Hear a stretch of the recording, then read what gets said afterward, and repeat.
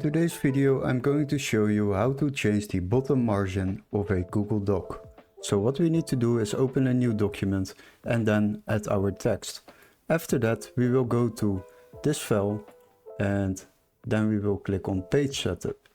Here you have some options. You can apply it to the whole document, so this will be containing every page in this document, or you can set it to a selected content.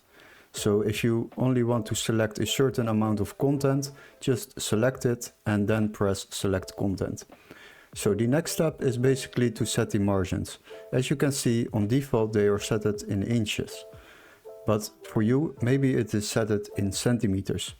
The next step is to set the margin of the bottom one. So we need to change this.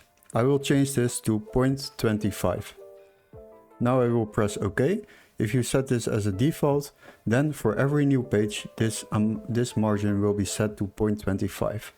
So for now I will click on OK, and after that we can show you what it does.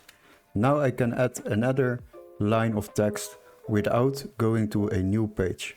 And that is how you change the bottom margin in Google Docs.